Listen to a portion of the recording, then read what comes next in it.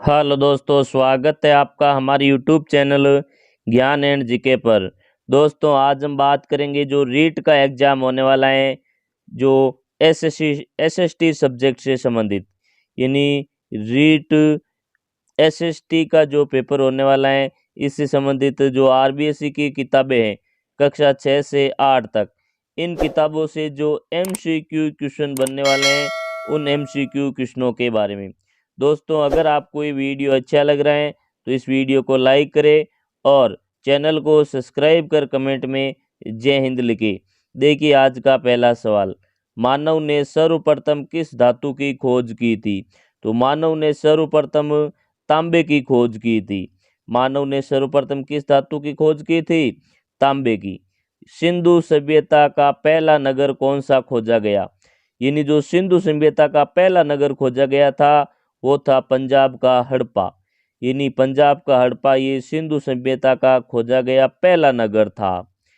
सिंधु सभ्यता के स्थल पाकिस्तान में है। यानी सिंधु सभ्यता के कौन से स्थल जो है वो पाकिस्तान में? तो मोहनजोदड़ो, हड़प्पा, कोट दीदी एवं चूंदड़ो, ये जो प्रमुख स्थान है ये पाकिस्तान में है। मोहनजोदड़ो, हड़प्पा, कोट दीदी और चूंदड़ो, ये जो स्थान है ये वर्तमान में पाकिस्तान में है। सिंधु सभ्यता के कौन से स्थल भारत में है? सिंधु सभ्यता के कौन से स्थल भारत में है? तो रोपड़ ये गुजरात में है, लोथल, धोलावीरा, कालीबंगा राजस्थान में है। ये जो सभी स्थान हैं ये भारत में हैं। वेदों की रचना किस नदी के तट पर हुई है? यानी जो 4 वेद है इनकी जो रचना है सरस्वती नदी के तट पर की गई है। दोस्तों, ये वीडियो रीट एसएसटी के लिए बहुत ही इम्पोर्टेंट होने वाला है। अगर आपको ये वीडियो अच्छा लग रहा है तो इस वीडियो को पूरा जरूर देखिएगा। पिछली बार भी दोस्तों 45 क्वेश्चनों में से 40% क्वेश्चन 40 से ज़्यादा क्वेश्चन है जो इन पुस्तकों से आए थे।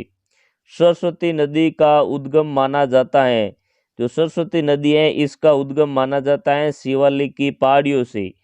सरस्वती नदी का उद्गम शिवालिक की पहाड़ियों से होता है। सिंधु की माँ किस नदी को कहा गया है? सिंधु नदी की माँ कहा गया है सरस्वती नदी को। सिंधु की माँ किस नदी को कहा गया है? तो ये कहा गया है सरस्वती को। बागोर सभ्यता स्थल कहाँ पर स्थित है? यानी राजस्थान में जो बागोर सभ्यता स्थल है ये भीलवाड़ा जिले में स्थित है। वेदों की संख्या कितनी है? यानी जो वेद हैं ये 4 हैं। वेदों की संख्या कितनी है? 4 हैं। अगला क्वेश्चन देखिए, 10 नंबर क्वेश्चन, सबसे प्राचीन वेद कौन सा है? दोस्तों, बात करें सबसे प्राचीन वेद की तो ये है ऋग्वेद। ऋग्वेद सबसे प्राचीन वेद हैं। यज्ञों से प्रयुक्त होने वाले मंत्र किस वेद से मिलते हैं? यानी यज्ञों से संबंधित जो मंत्र दिए गए हैं ये यजुर्वेद में दिए गए हैं। यज्ञों में प्रयुक्त होने वाले मंत्र किस वेद से मिलते हैं? तो ये यजुर्वेद से मिलते हैं। देवताओं की पूजा के सभी मंत्र किस वेद में मिलते हैं?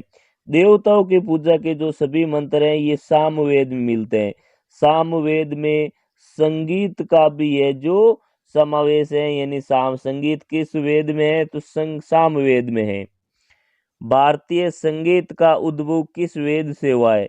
तो ये सामवेद से हुआ है। भारतीय संगीत का उद्भव सामवेद से हुआ है। चिकित्सा किस चिकित्सा विधि का ज्ञान किस वेद से मिलता है? दोस्तों, बात करें चिकित्सा विधि का तो ये अथर्ववेद में मिलता है। चिकित्सा विधि का जो ज्ञान है ये अथर्ववेद में मिलता है। वेद के कितने भाग हैं? वेद के भाग है 4, संहिता, ब्राह्मण, अर्णक व उपनिषद। ये वेदों के 4 भाग हैं। संहिता, ब्राह्मण, अर्णक व उपनिषद, ये जो है ये वेदों के 4 भाग हैं। दोस्तों, अगर आपको भी वीडियो अच्छा लग रहा है तो इस वीडियो को लाइक करें और चैनल को सब्सक्राइब कर कमेंट में जय हिंद जरूर लिखें। देखिए क्वेश्चन नंबर 16, जीवन में जन्म से मृत्यु तक कितने संस्कारों का उल्लेख वेदों में मिलता है? यानी जीवन में है जो जन्म से लेकर मृत्यु तक 16 संस्कारों का है जो वेदों में उल्लेख मिलता है। वैदिक संस्कृति में मानव जीवन को कितने आश्रमों में बांटा गया है? यानी वैदिक संस्कृति की बात करें तो यहाँ पे मानव जीवन को है जो 4 आश्रम में बांटा गया है। सबसे पहला है ब्रह्मचर्य, इसके बाद में गृहस्थ, फिर वानप्रस्थ और लास्ट में संन्यास आश्रम। ये 4 आश्रमों में बांटा गया है। वर्ण व्यवस्था का आधार क्या था? यानी जब वर्ण व्यवस्था थी उसका आधार था क्रम। वर्ण व्यवस्था का आधार क्या था? वो था क्रम। अगला क्वेश्चन देखिए 19 नंबर क्वेश्चन। आर्यों के राजनीतिक जीवन का मूल आधार किसे माना गया है? आर्यों के राजनीतिक जीवन का जो मूल आधार माना गया है ये कुटुंब को माना गया है। आर्यों के राजनीतिक जीवन का मूल आधार कुटुंब को माना गया है।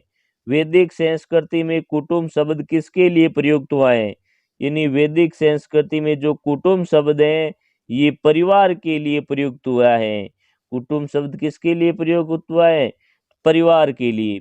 कुटुंबों से मिलकर क्या बनता था? या कह सकते हैं परिवार से मिलकर, परिवारों से मिलकर जो बनता था वो ग्राम बनता था। कुटुंबों से मिलकर क्या बनता था? ग्राम बनता था। ग्रामों से मिलने से क्या बनता था? यानी पहले तो कुटुंब, कुटुंब से ग्राम, जब ग्राम मिलते थे तो वो विश्व बनता था।